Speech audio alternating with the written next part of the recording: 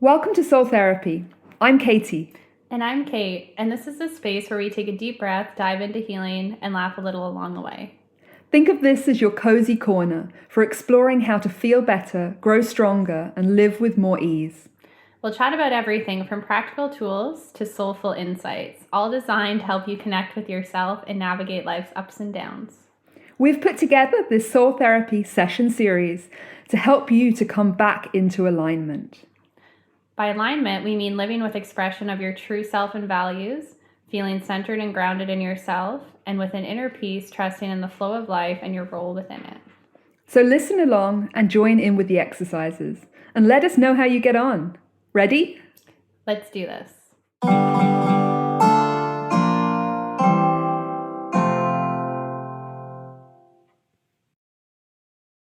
Welcome to Soul Therapy. I'm Katie. And I'm Kate, and today we're talking about the relationship with self. So for me, so many people come to me and they're having problems with anxiety, they're having problems with depression, they're having problems with grief, they're having problems with relationships, or they're having problems with work burnout.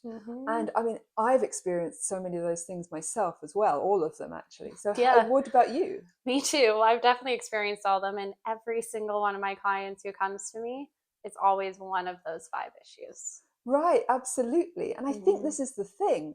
I think that we oftentimes feel that all of our issues are outside of ourselves. All of our issues are outside of ourselves coming in. They're coming in at us. Yeah. And we don't know what to do. We want to deal with them, but we kind of want them to stop in order that we're able to then move forwards and deal with them. We want to break from them. We want some space from them. Yeah, and like the problem with everybody, and I've done this in the past too, assuming that our problems are all outside of ourselves, is it's saying that it's all outside of our control. Exactly. Right? You completely give up control. And I've done it as well. Completely give up control to the outside world. There's nothing really I can do. And everything I could do felt like it was an uphill battle against the whole world. It's so stressful. It is stressful, right? And that's like the number one thing that happens that creates so much anxiety with people is thinking that all of the issues are outside of themselves equals I can't do anything about it. Instead of the perspective of what if all of these issues that I'm seeing outside of myself are actually a projection of my internal world Yeah, and and myself. I think that's kind of painful to hear in the beginning, or painful to try and feel, because it's this learned helplessness we get where everything else is responsible for all our issues. When we try to turn that around and say, well, what can we do? It can sometimes feel a little bit like, victim shame, like we're shaming ourselves for having those problems. But it's not really that at all. It's absolutely fine. We all have issues all the time. There's always going to be something coming round and turning up. And that's the problem, really. If your issues are solved outside of yourself, then actually you don't hold the solutions within you. You don't form the solutions within you. Exactly. So you don't grow and become better at solving things as you go forward. Exactly. Yeah. And it does. It takes so much compassion with yourself to be able to reflect and be like, okay, how am I contributing to how I view the world around me? Right. Because it's much easier to always blame others rather than look at ourselves. And even like when I say that to clients, I'm usually met with like one of two responses. One, they're more curious about what I'm saying. Two, they want a new therapist. They don't want to see me again because they're not ready yet to face that truth that a lot of what's happening around them has been created within them. They've created it. Yeah. Right. Or they're perpetuating it. Obviously there are issues that come up from the external world, but it's how you deal with them. Exactly. And that's essentially what it is. It's not about waiting for the wind to stop blowing. It's about how you set the sails. It's how we interpret them, Yeah. how we perceive them, right? And I think this is why, you can have 20 different people all exposed to the same situation, and they're all going to come away with different stories, different opinions, different perceptions, different impacts that it had on them. Definitely. Right? Because there is not one ultimate truth. It's just reflections of their internal world, and it's the same situation, 20 different stories. Yeah, and even we can make different stories from the same situation through our lives, Yeah. depending on how we view it and how we take it and how we work with it. So we can actually, through changing our own perspective, we can actually change how we are interacting with and seeing a situation. It can go from becoming just a grinding, horrible thing to becoming something that actually is fine in our lives, that we deal with. And there's always going to be these things that we maybe need to do but don't necessarily want to. I think one of my big problems was procrastination. So putting these things off, putting them off until a later date. But then I don't really enjoy the time coming up towards them either, because I'm thinking, I have to do them. So this is more about how you're actually perceiving your issue and how you're interacting with the solution that you're finding within for your issue. Absolutely. And it's funny, procrastination, this is like one of the most common themes that I see with clients. It's actually one thing. I have a lot of shortcomings, but that's not one of them. So for me, it's literally the opposite. Like when I know I need to do something, it like hangs over my head. And it gives me so much anxiety, and it feels like a hammer hitting my head until I do that thing. So I'm just like, okay, might as well just get this over with, or the hammer is going to keep hitting my head. So I actually do it right away because it gives me anxiety to not do it. So that's like one good thing with me is I actually don't procrastinate. But that's definitely like something that comes up a lot with people. And another one that comes up again and again is people pleasing. Oh, yeah. People pleasing is huge. It's very difficult to get out of that once you've fallen into it, for sure. Definitely very, very difficult. I think it's also just really about how you're going to work with the choices that come up, because you're talking there about anxiety. You're saying, it gives you anxiety when it comes up. So you use that anxiety in a positive way, and you go forwards and do it so that the anxiety doesn't linger. And so I think with procrastination in the past, what I've found is that, I probably am getting anxiety from this thing, but I'm trying to put that into a box and nail it tight shut and shove it down under the floorboards for a bit so I can try and dance on top of the floor. But the thing is that you never really feel like you're dancing free when you know underneath there's this lingering thing that's going to explode. Like hanging over your head. Exactly. So really it's about using that perception and using that kind of tapping on your brain in a wise way, and recognizing what's tapping. What's tapping really is your ego. So your ego is instructing you to do things that are important to really look after yourself and support yourself through life. But your ego is also something that we've been kind of told is a bad thing. I know that all across the world I've met lots and lots of people who are looking towards more kind of getting rid of their ego, killing their ego, ego death, that kind of thing.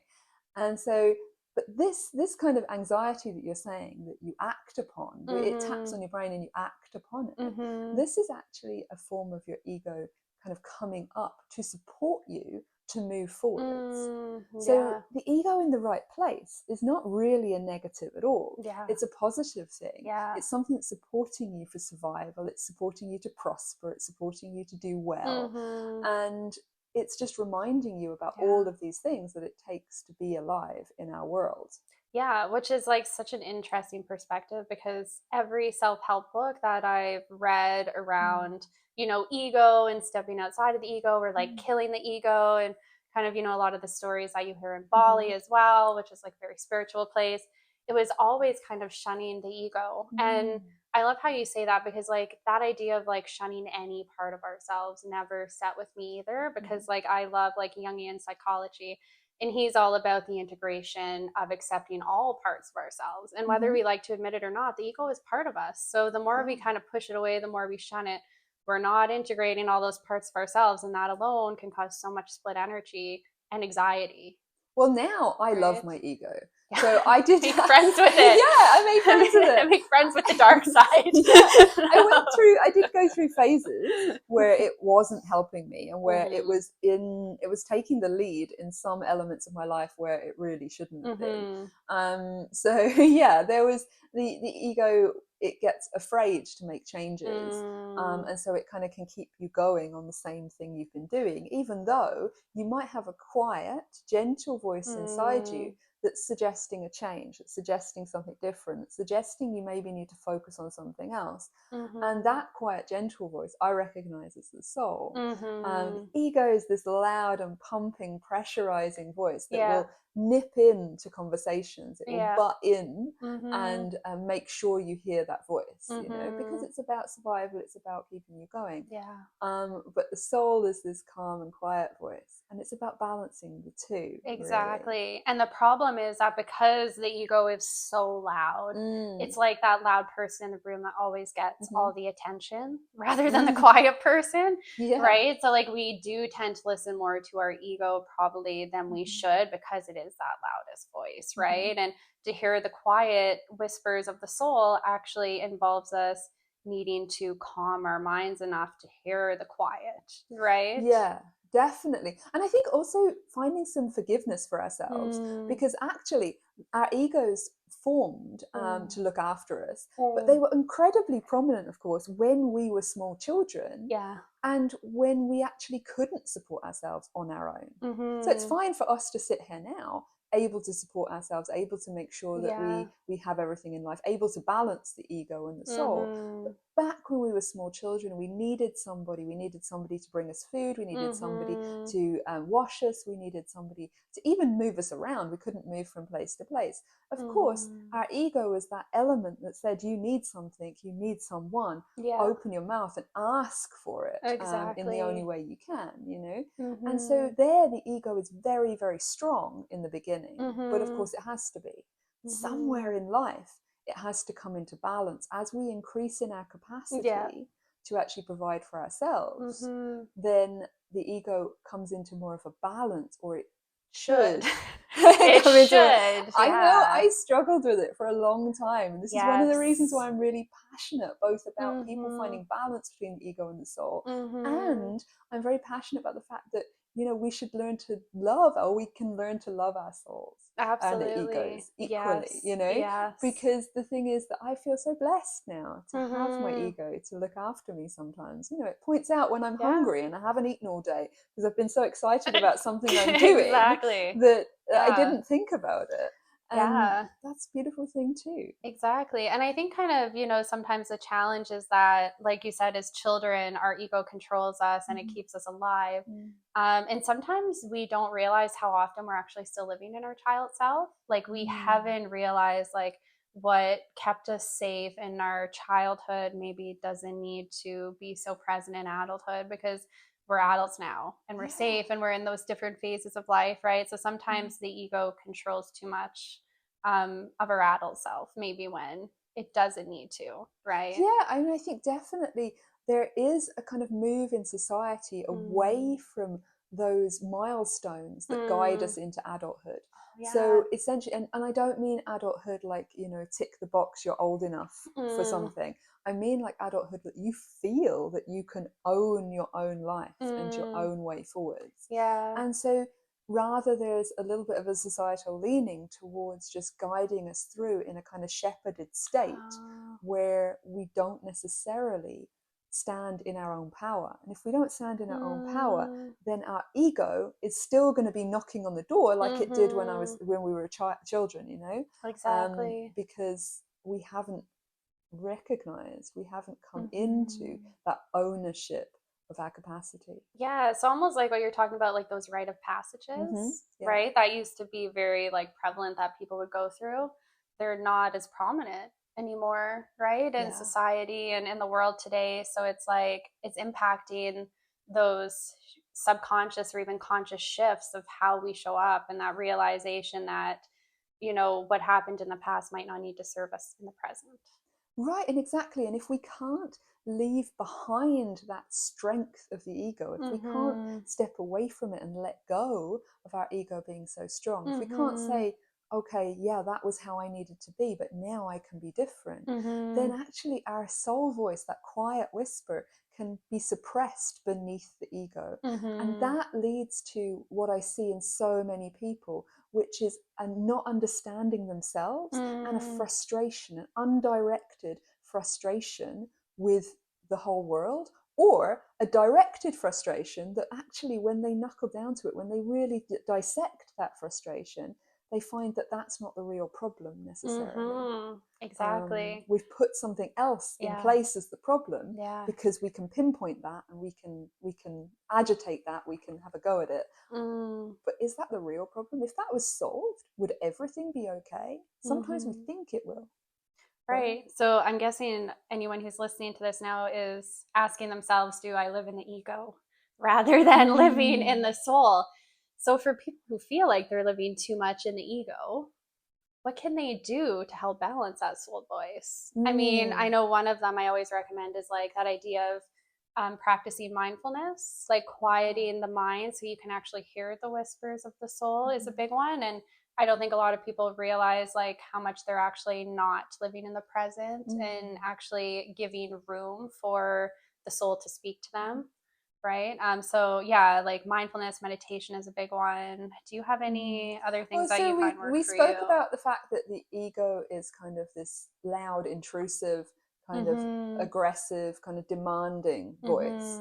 And we spoke about the fact that the soul is this quiet, calm, peaceable, doesn't raise its voice, that kind of element. I think sometimes a lot of people are looking to connect more with their soul, but they step straight into looking for the soul without acknowledging the ego. So that would be a top tip, I would say, is that if you're struggling to know if you can hear your soul, recognize when you can see that you're hearing your ego. So if it's something kind of just, you haven't had enough to drink or eat or this kind of thing, if you recognize that's coming through, accept it, acknowledge it, thank it. Just be like, oh, well, that's actually good information. If you're walking along and you need to cross the road, it's your ego that reminds you to do as you were told, to lift your head and look both ways. Even though you might have been texting someone on your phone, it's your ego that actually breaks in and says, look both ways before you cross the road. So just recognize when that happens, and recognize how useful it is, how beautiful that is, that something in you is keeping you alive. And once you start to recognize that, and you might find that underneath you can recognize a different voice, that different soul calling more. Also trying some things that maybe you used to enjoy as a child and haven't done for a while. So if you used to enjoy something as a child, or if you've got this strong desire to do something, every time I go down by the coast and I see people kite surfing, my heart lifts. And so that's something that that's my soul coming through and suggesting. Now, that doesn't mean that kite surfing is necessarily going to go well for me. I would love to see you kite surfing. I think you would rock. You're probably going to not see me kite surfing in the cold water. You're going to wait till I get some warm water girl. But that's the thing, is that notice those, even if it's something silly, something you think to yourself, I'm not sure I can do that. Well, entertain it. Why not? If there's an element of you that wants to do it in this gorgeous, diverse, and long but short life, then give it some freedom to do it. Yeah, those are all like whispers of the soul. Like if you see something and you get excited, it was the same with me. Like in my traveling too, like I would think of a new city or country and like I would get so excited. And I think that's the soul, right? So I think the soul can speak to you in feelings. Yeah. Right. And like if we can learn to tune into our feelings as well, that's our soul speaking to us too. I really think feelings are kind of like messengers to the soul. Yeah. Right. And I think also the soul can be a very calm voice, a very unchanging voice sometimes. It kind of knows itself, and it knows, if it gets what it wants, great, and if it doesn't, great. The ego is the pressing one, remember? The judgy one. Yeah, the ego is the judgy one. So actually your soul, if it suggests something to you and you don't do it, it's not going to turn around and badger you for that. It's just something that will remain underlying.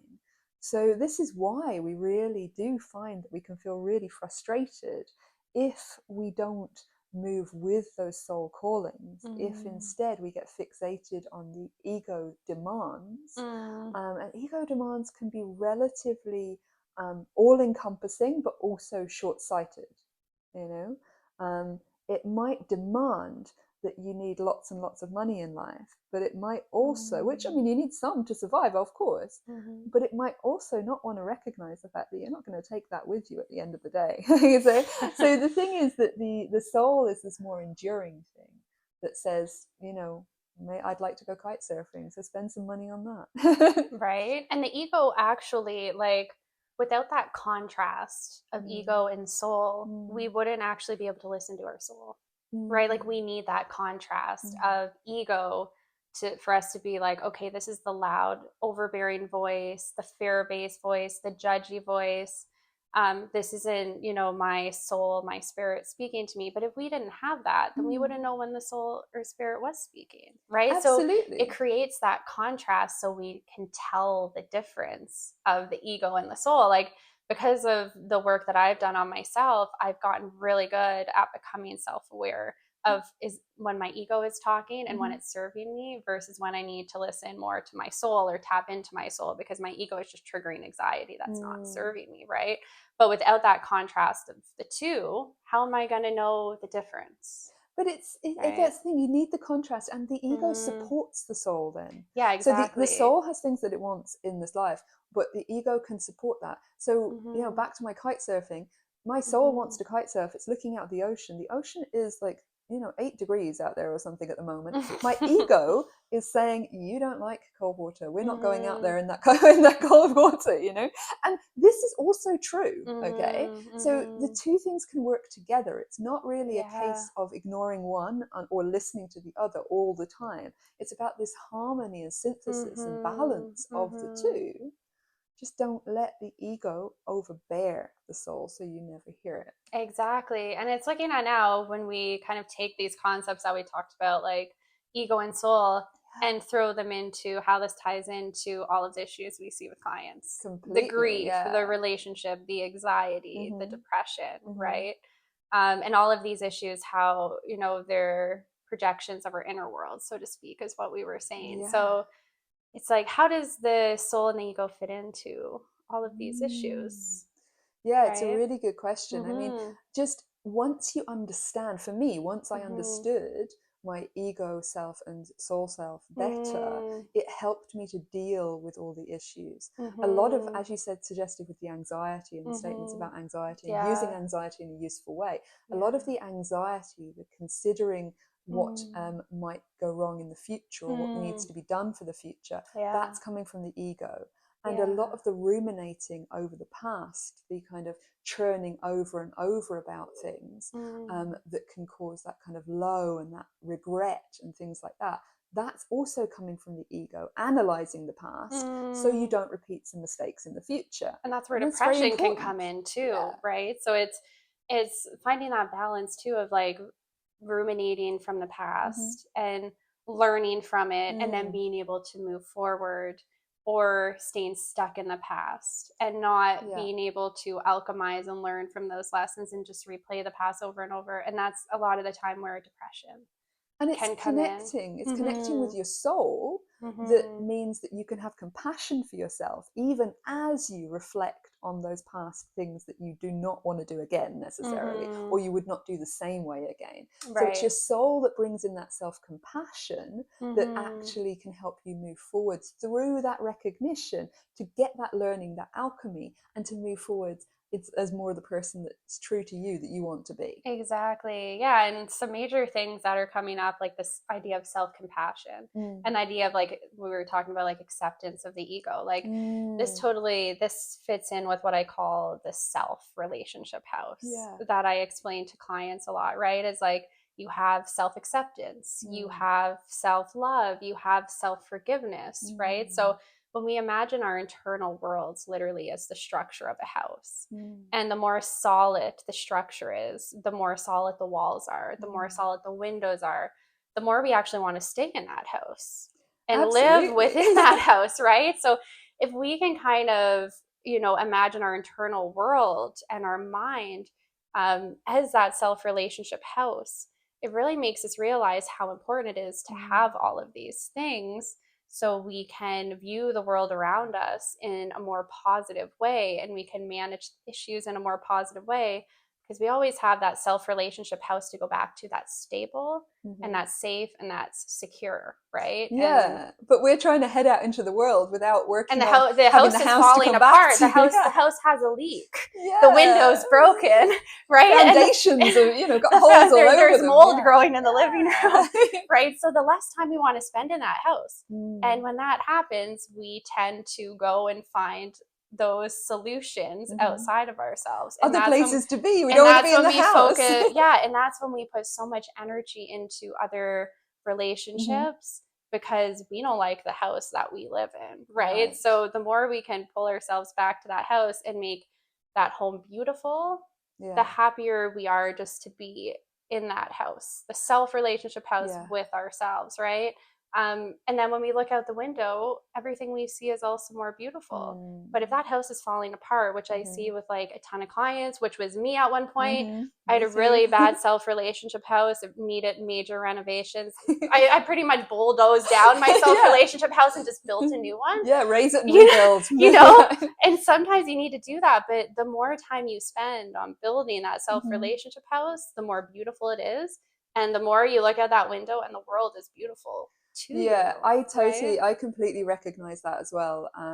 At the time I recognized it as rebuilding my framework from the ground up.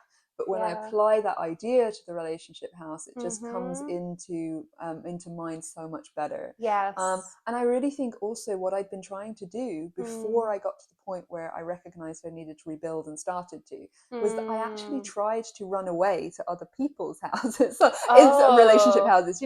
Like if I had a good enough partnership with somebody, like a romantic relationship, then that would be okay. That there was something wrong with me. You stopped but maintaining your house and you went to their house and started investing in that house, and you neglect it. Yes, completely. You neglected your house. I think I felt like mine was unfixable. Like at some point, I think I felt like mine was, beyond help.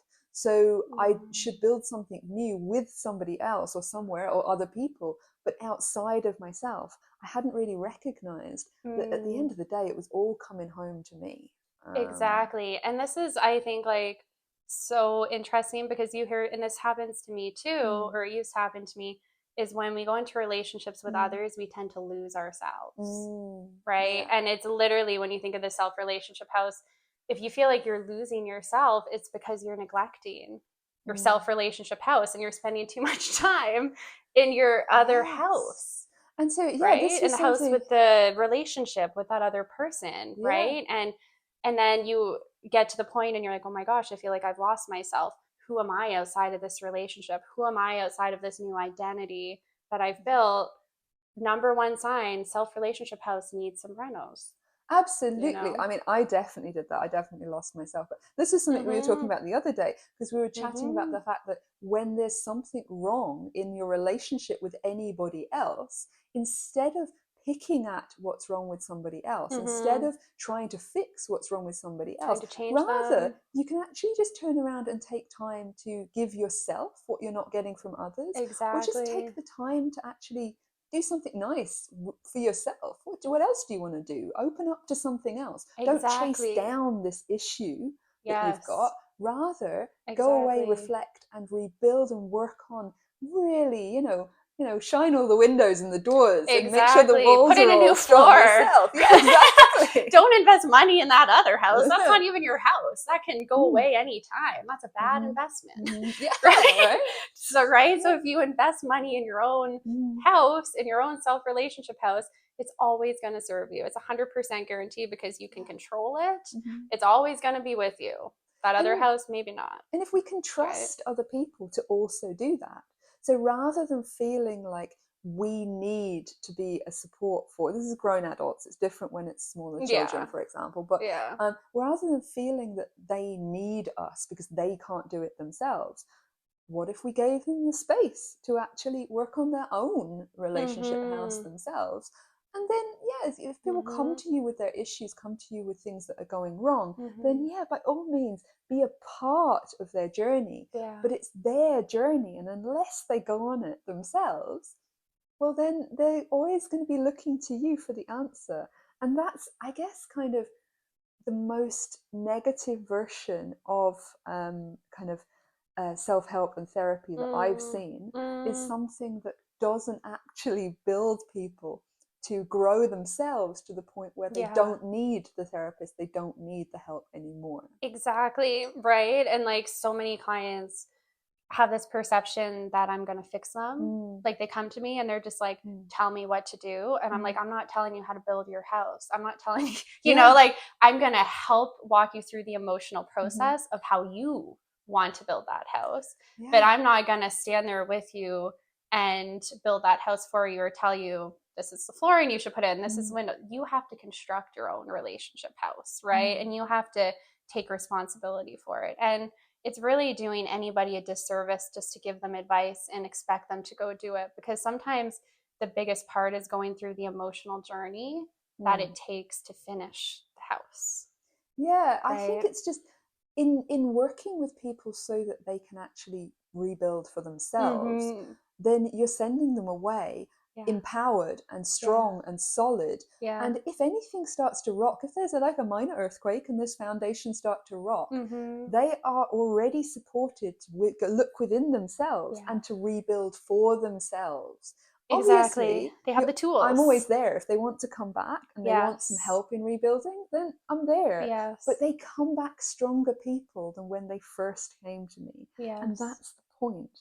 The point isn't to be fixing other people. The point is to help other people to really be so strong that they don't need fixing outside of themselves anymore. They can do it. It's to pass them the hammer, not do it for them. And it's so empowering. It is. I found it so empowering when I moved into this. And actually every time, even now, every time it comes up and I deal with a situation in such a better way than I ever would have in the previous version of myself before I did this journey, I think I'm so thankful for actually passing through that time and for becoming who I am today. And sometimes I do feel a bit sorry for that version of myself that struggled with that so much. And I do feel a bit sorry for some of the people who interacted with that version of myself. But because I have that foundation of self-love and that wall of self-compassion that I've built for myself, I can recognize that that was the best I could do right then. That was all I could do right then.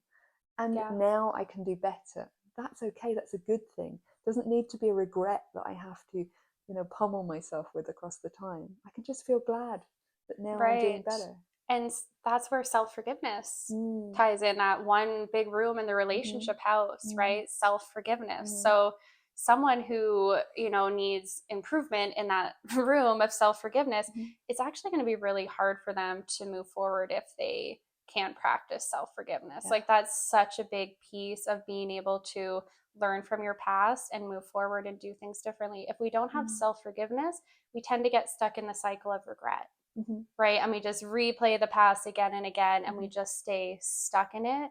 And with regret, a lot of the time comes beating ourselves up about things, right? And being really harsh, right? Which is the opposite of compassion, which is another structure of the house. Exactly. And so also I find that the time when I was kind of stuck in regrets and stuff, that was also really difficult not to slip into denial as well. And I meet so many people who are kind of, rather than living in acceptance and growing from the issues around them, they're living in denial and they're refusing the issues around them. And if we refuse to interact with these things that are coming up that we can grow through and learn from, then we're not going to get any better from those interactions. In fact, we're actually going to keep facing the same problem in different forms over and over and over again. And I don't know if any of you have found that. I know I definitely found that going through my life, there were times in the past where I just felt like I was banging my head against the same brick wall over and over again. And it was the same problem coming up in different forms because I had denied what I needed to accept and learn to deal with it and grow through it and alchemize it and evolve from it to become a better person. Exactly. The quicker we can alchemize all of these challenges and lessons, the quicker they pass. But I mean, how many times have I seen clients come to me and they're facing the same issue 10 times? And it reminds me of the quote of, you can't do the same thing and expect a different outcome. Yes. And, you start peeling back the layers of these problems that they've had again and again and again. And you realize they've just been applying the same action over and over, and they're wondering why they're not getting different results, right? They're not alchemizing the lesson and doing things differently the next time so they get different results and outcomes. But of course, right? it can also be very difficult, because if they've moved into a stage of denial or avoidance or numbing, then actually they might, and that's very frustrating, because they might not even notice what it is that they're doing on repeat. They might not even notice what it is that's coming up on repeat fully. So they might only notice it when it's right there in front of them. They might not see it coming. And that's where it can really help to join with others, to work in a group, to work with individuals, to actually start to see the things that you can't see, to open your eyes to what's there that maybe for whatever reason, and again, self-compassion, for whatever reason you haven't been noticing. Building self-awareness through having compassion for yourself that you didn't see it before. I mean, and I would say self-awareness is like one of the most important things. Like without self-awareness, I almost feel like that's like the number one thing to have, because if you can't even recognize that there's a problem, you're never going to do anything to fix it, right? So it's kind of like all these pieces, like self-awareness with the compassion, because sometimes I think, refusing to see things is because we can't handle the truth when we do see them, right? So if we don't have self-compassion, then we're going to refuse to see the truth, right? So having that self-compassion allows us to look back clearly and say, okay, maybe I didn't behave how I want it, and that's okay. But this can also be where it helps to have the support of a group, because you feel like you're you're going on this journey and you're not alone, and you've got someone to share that fear of opening up with, and somebody to kind of support through that fear of opening up. Because you're right, absolutely. it can be a scary thing, but you're, exactly what you said, acceptance, that complete acceptance and radical acceptance of what is real and what is true, is the only position from which we can make any chosen change. Yes, absolutely. And having that group support is important, right? Because like when we're going through these steps, I mean, it can bring up a lot of stuff, like needing to face the truth, needing to look back and realize maybe I didn't behave in ways that I wanted to, and having someone else there to talk you through it, or even to say, hey, I did that too, and it's okay. Like, don't beat yourself up, right? Like sometimes like we're nicer to everyone else than we are ourselves, right? Like I always like to say to clients, like, what advice would you give to a friend in the same situation? And they're always like nicer to the friend, right? So be right, than they would be themselves, right? It's like, well, you'd say that to a friend, but when you're dealing with yourself, you're totally beating yourself up, right? So I used to do it so badly, right? So having that community support and that safe environment to be able to talk about these things, and to realize like we're not alone in any of it. Like one thing that's really healed me as a therapist is to, like, I've realized everyone has issues. Like sometimes when we're like going through really tough times, we can get just like so bogged down and like, oh my God, life sucks and everyone's life is so better. It isn't. I've seen stories from people with all walks of life, rich people, poor people, middle class people. Behind all of those titles that we have, we all have the same issues, right? So like, being in a group, it makes you realize like, oh, I'm not alone. Like this person is having an issue in their relationship. This person is having financial issues. This person suffers with depression, right? So it makes us actually feel much more connected when we know that we're not the only ones going through. No, definitely. You see it on repeat. People suffering with the same issues, but obviously the distinct finite little elements of them, it's different. But actually, we all struggle over and over through life. Maybe at some points we're struggling more with our romantic relationships. Maybe other points we're struggling more with work burnout. Maybe sometimes we're struggling more with anxiety about the future. Maybe other times we're struggling more with regret, depression, about the past, any kind of guilt and shame that we might carry. So these things come up for everybody, and I think it's just a great thing to look within yourself and find those that relationship house, and if it's not solid, build it to be solid. But also just recognize your ego voice and your soul voice, and which the kind of eternal unconditional love that comes from your soul, acceptance of you just as you are at every point in your journey. Yeah, absolutely. And like like you said, you kind of hit the nail on the head. It's like no matter what phase of life we're in, there's going to be challenges. Mm. Right? Like if we're not having relationship issues and our relationship is going well then maybe there's work issues. And if there's not work issues, then maybe there's family issues. So like the secret to that is like accepting that there's always going to be issues. And the more sturdy that self relationship house is, the more it's going to be able to weather all of these things, right? Because we're never going to get to a point where everything in life is perfect, where everything is going as planned. And then you kind of think like, do I want to be there? Like, how am I going to grow through that? But then also it's perception. Like it could be perfect. The more work you do on the relationship house, you're going to see things differently. You're going to see struggles more as opportunities for growth. You're going to grow through it. And then with that, you're going to feel stronger, and the self relationship house is going to get even more stable and sturdy. Completely. Right. Yeah. And we also have a tendency to shift the goalposts. So exactly. Whenever we reach Yes. a goal, or we reach an outcome that we want, maybe we wanted to be in a settled and stable and loving relationship. When we reach that, we'll start focusing on something else. It'll be something about finances. It'll be something about the work situation. It'll be something about, personal goals. All of a sudden, maybe career or your purpose in life changes or feels different to you. Exactly. There's always going to be something. Always chasing something. This is why, really, I think true alchemical and aligned growth is actually about recognizing from within how you can work on problems that we previously saw as outside of ourselves. Right. Yeah. Because we always have choice as well. There's that point about you might not have chosen to be in this situation, although sometimes we can notice that we've cultivated some situations. Or we've created it. Yeah, I noticed when I started noticing some of those about myself that, oh my God, I brought this on. Yeah. So, and then obviously you can act to change that and maybe not bring it on in future, and lesson learned. But yeah, there's always kind of something going on for us, and there's always something that if it's not something we're bringing, if it's something that is coming from the outside world, still there's a choice in how we deal with that. Exactly. So if we're stuck in traffic, we can choose. It takes some work, but we can choose the degree of frustration we feel with that. Yes. We've done our best, we're doing our best, and we can choose what we're bringing, the perspective that we're bringing through that, through the windows of our relationship, our self-relationship house, through the kind of self-esteem and how we see ourselves. We can bring a different energy to that same situation. Oh, and absolutely. Experience it differently. Right. And it's just a reminder that we can choose change whenever we want to. Right. And it's like when you're in these situations and you stop and think like, wow, I'm so proud of how I dealt with this now versus how I would have a year ago or 2 years ago or 3 years ago. Right.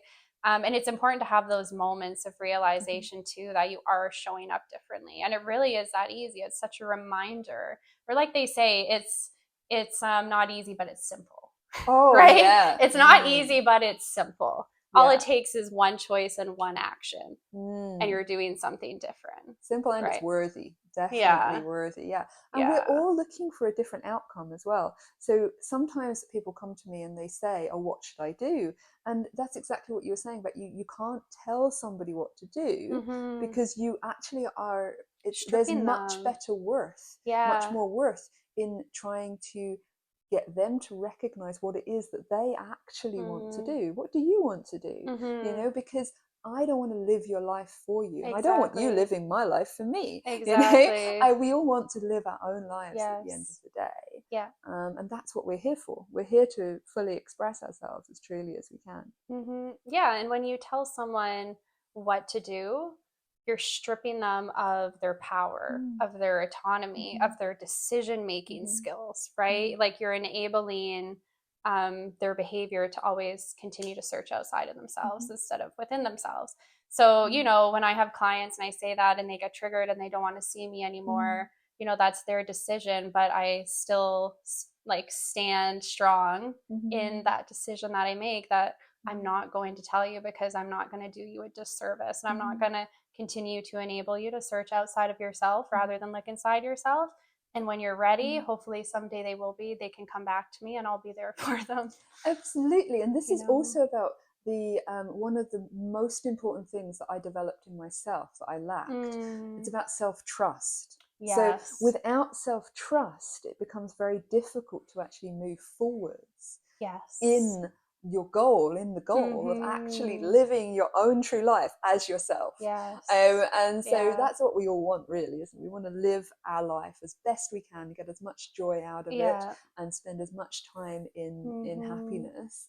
But we need to trust ourselves in order to do that, because if we Mm-hmm. start trying to live someone else's life, or the Yeah. life that we think we should have lived, then because the world wanted us to, or somebody else wanted us to, maybe Mm-hmm. someone told us when we were young they wanted us to, Mm-hmm. then we're not going to find happiness in living someone else's dream. No. It needs to be your own dream, your own Yes. life you're living. Oh, it's very true. And it's always shocking. Like sometimes people don't actually realize how much they're living someone else's life. Mm. You know, like we start talking and then I ask them like, so if these people, if you weren't so afraid of the opinions of your family, Mm-hmm. would you be doing something differently right now? And so many of them stop and they kind of reflect and think and they're like, yeah, I would.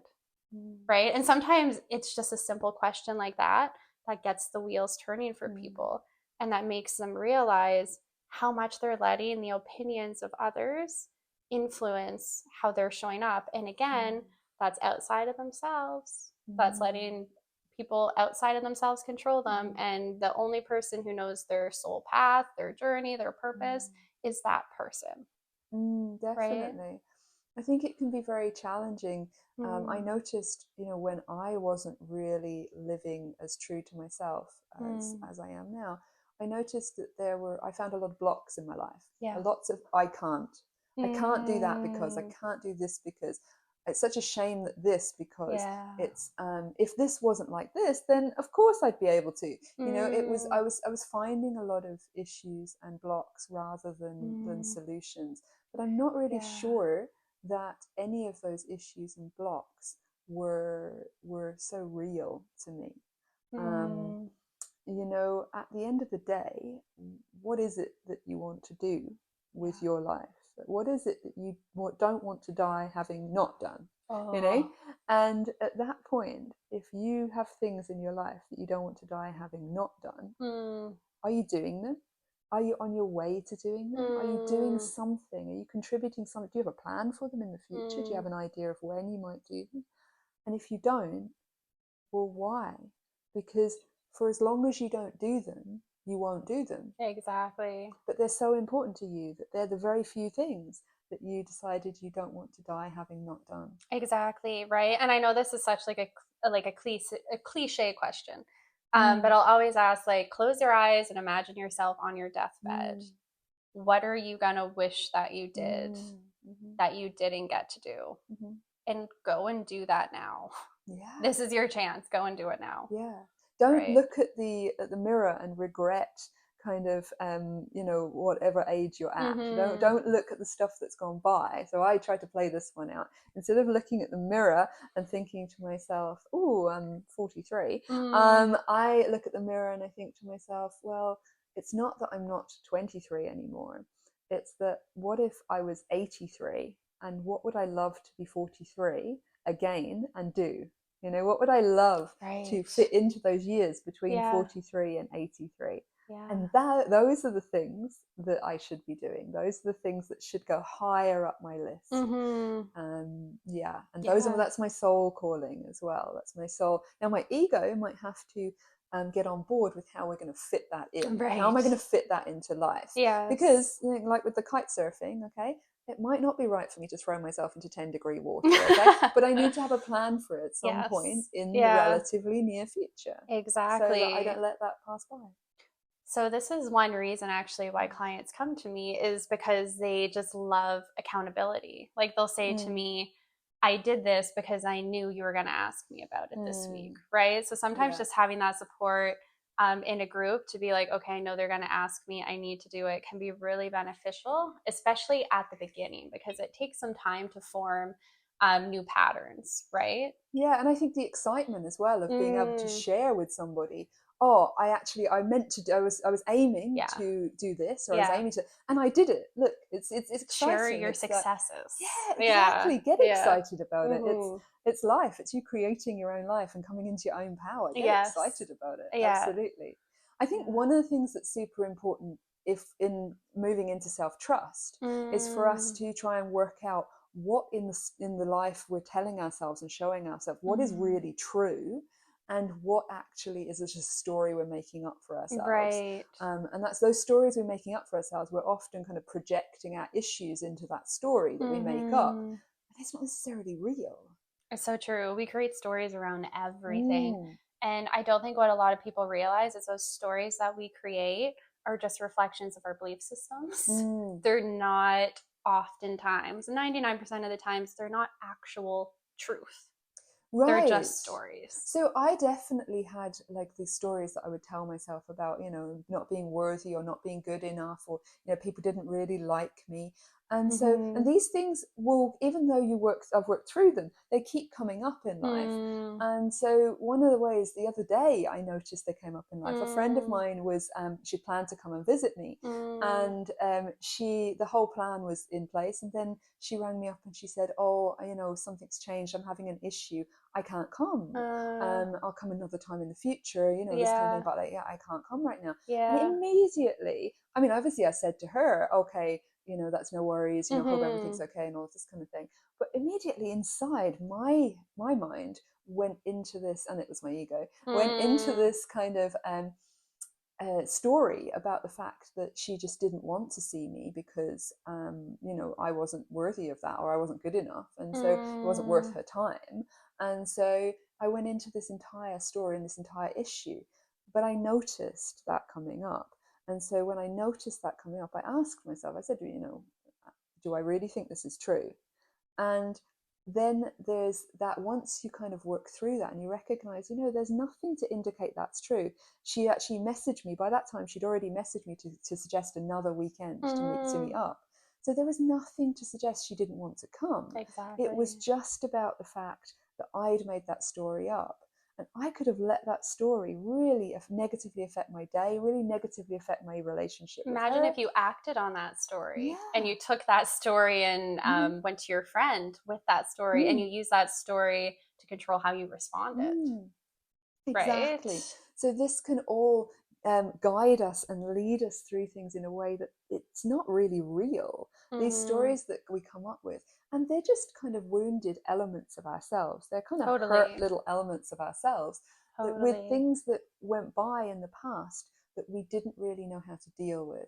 So trauma Mm. is anything you didn't know how to deal with at the time, anything you Mm-hmm. didn't have the capacity to process at the time, Yeah. and you can put that away, you push that down, and it gets stored. But it can pop back up again. It can pop back up again in big ways, Mm-hmm. and it can pop back up again in small ways like that. Like I said, my feeling of unworthiness Yeah. was popping up again in that way. Mm-hmm. Absolutely. And that just reminds me of like one time when I was dating a guy. And I didn't hear from them that night. And Mm. I created this, it was very like early on the relationship. And I'm like, oh, they didn't pick up my phone call. They haven't, read my messages. And I created this whole story around like maybe they've lost interest. Maybe they don't like me. Maybe they're out on a date with another girl right now. All of these thoughts and stories that are actually very self sabotaging. Mm. Right. And then the next day it's like, oh no, like I just fell asleep. Like I'm really sorry. I had a really busy day and I passed out. And like that was it. But imagine if I had taken that story that I was telling myself Mm-hmm. that wasn't even true and I acted on that. I started messaging Mm. that guy about Mm. how upset I was, how Mm-hmm. angry I was. I started making all these assumptions Mm-hmm. rather than just like breathing, realizing this is a story. There's no evidence to support this, and going to sleep. And then the next day, waiting like I did. I'm glad I waited. But I'm like, imagine if I didn't. That could have completely derailed and self sabotaged that relationship, all based on a story that's not even truth. Definitely. I think a lot Right? of us have had that in A lot of people relationships do where that. you get a Yeah. mess, particularly text messaging is really Mm-hmm. difficult for that, hey, because you can Mm-hmm. get a message and you can read into it, and maybe Yes. they thought it a different way when they were writing it versus how Yes. you innately trying to read it, looking maybe at the darker or the more difficult Mm-hmm. side of it from Mm-hmm. a wounded perspective. Yeah. But I think the really important thing is actually to start to catch these stories that come up, start to catch these moments where you feel upset about something, and just recognizing, is it real? What's real about this situation? What's fact? What's the story I'm potentially telling myself? Yeah. You know? And what's the truth? Right. So it's like looking at the facts. For example, in my situation, the facts would have been like, okay, I didn't hear from this person. They didn't pick up their phone. That's the facts, right? But then everything else is just a story. None of it's actually true. Exactly. Right? Yeah. It's the same when you think about people who, you know, cut in front of you in traffic and things like that. Yeah, it's not a very nice thing to happen, but at the same time, you don't really know what's going on in their world at that time. They may not have even noticed. They may not have noticed. They may be having, you know, the worst day of their entire life. You know, whatever's going on, it's just a case of recognizing what's true. And what's true is that you have no proof that they did it just to annoy you. They did it just because they don't respect you. They did it just because they did it because they have bad intentions, or absolutely. Yeah, so I think that's what people can do, is can kind of look at what's true in their lives, and can note things. You know, it comes up for every day. What came up for you today that was something where you could have a look at it and think, what is this is true, what in this is fact, and what in this is the story I'm telling myself, and can I let go of the story I'm telling myself? Because, you know, sometimes it takes some time to let go of the story you're telling yourself. Yes. And am I letting the story I'm telling myself impact how I show up with the person whose story I'm telling? Right? Yeah, definitely. So pairing that with kind of having a look at your own relationship house and seeing how strong is that? Do you feel solid coming home to yourself? That was one of my goals a few years ago, to make a beautiful home for myself inside of myself. I love that. And I did not achieve it that year. When that was my goal, I said it was my goal for a specific year, and I did not achieve it that year. But when I did achieve it, I realized that I'm so glad I set that goal way back a few years previously, because now it's come into fruition. Now I have this nice home within myself to come back to. So what about you? Are there things within your relationship house that maybe need some work? I mean, if so, maybe make some time and take some time to look within and see how you can work on those. Maybe in a fun way. Try and find something enjoyable in a way you can work on it. And remembering, a house is not built overnight. It takes time, right? So patience, but starting now is going to get you there. Yeah, exactly. Thank you for joining us for this session of Soul Therapy. And we look forward to seeing you in the next session. Thanks for joining us. We'd love to connect with you live in our group sessions. Join our online membership to spend weekly group sessions with us, where we will be talking about topics such as depression, anxiety, burnout, relationships, family problems, and addictions, as we work with you to develop your health and well-being. In addition, this includes access to a private Telegram group, weekly actionable exercises with guaranteed general feedback from us. The 12-week membership comes with an exclusive offer of reduced price one-to-one sessions with us for the duration of the 12-week membership. A lot can change in 12 weeks. Come and join us and jump into the life you choose. Remember that to get the most out of these soul therapy sessions, whether the free podcast series or the membership, we advise full participation in all the suggested exercises. Throw yourself into this fully and become the you that you have always dreamed of being.